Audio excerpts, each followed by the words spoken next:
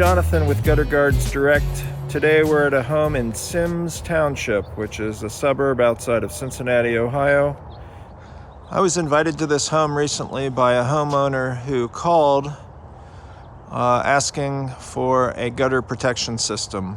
Now the leaves have mostly fallen off the trees here, but we have oaks, maples, and a couple of big pine trees off the back, the long needle pines. The long needle pines and the trees here to the side are somewhat overhanging the house, as well as to the left. And then in the back, it drops down. So some of those trees are tall enough to kick stuff up here. Some of them are too short for that. She told me that they had had some bad experiences with a couple of other systems. And I asked them to tell me what systems they had put on their house and what they had liked and what they hadn't liked. So they had installed previously LeafGuard, which is a solid gutter cover. It's an all-in-one gutter system. So it's a combination of a gutter and a gutter guard that gets extruded out on the job site as a single piece combo. And that system, they said, had failed pretty rapidly. So the issue that they had with the LeafGuard system was that the opening across the front, where that solid cover meets the gutter, it's about a 1-inch opening. They were getting all the pine needles and all the leaves and all the debris inside the gutter. So that system failed. So they decided to go to Plan B. Plan B was to install a micro mesh system. So they called a company and were sold a product called MasterShield. Now MasterShield is invented by a guy named Alex Higginbotham. It's one of the top-end micro mesh gutter protection systems. So I asked them what they didn't like about that system, and they said that it never really worked properly. That stuff would get stuck on top of the gutter guards. It was just more problematic than it was beneficial to their house. Well, the interesting thing is I am the dealer of record for MasterShield in most of Ohio. So I told them that when I pulled up into their driveway, the first product I thought of working on their house that I thought would be pretty ideal would be MasterShield. So they were quite surprised to hear from me that I was recommending a product they had just recently, literally this past summer, removed from their house. Now, with that said, we offer multiple gutter protection systems. So we're not limited. We're not just pushing a particular product. And I truly thought in this case that MasterShield was going to be the one to do the trick. The MasterShield has about the tightest weave of screen that you can find.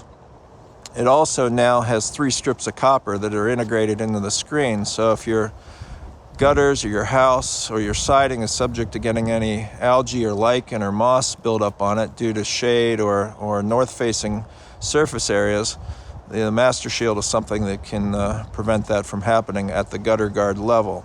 As I was walking out of the house, the homeowner said to me, I would have never thought in a million years that I would consider putting MasterShield on my house again.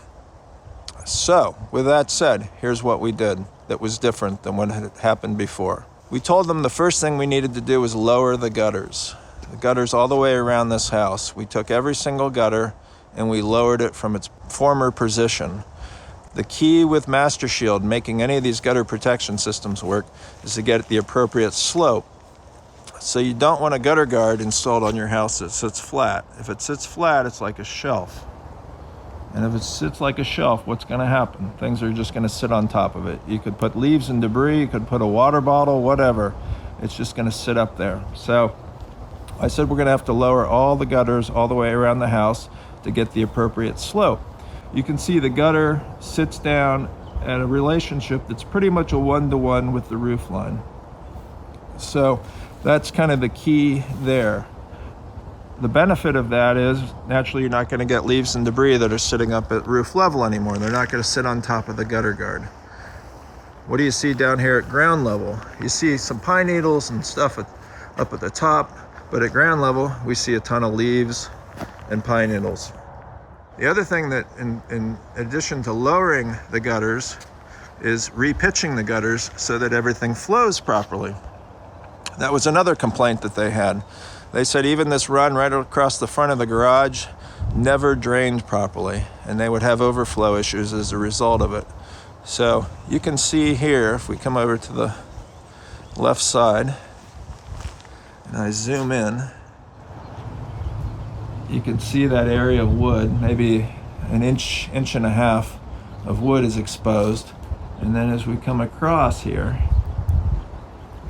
you'll see by the time that we get to the end, it's pretty well flush. It's maybe slightly below the fascia board there. So not a huge drop, but a drop nonetheless to get to this area here. So we did that all the way around the house.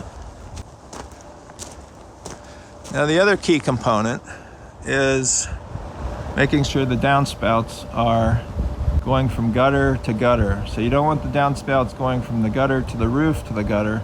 You want it going all the way into the gutter below. So we made sure that all that happened all the way around the house.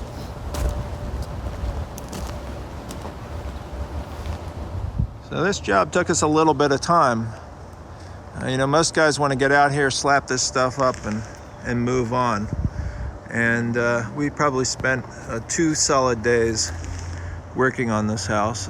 A solid day kind of getting everything repitched, another day or so getting the gutter guard installed. So the water issues that they've had, the leaf and debris issues that they've had, the pine needle issues that they've had, all that stuff is now a thing of the past. You can see all the leaves here at ground level.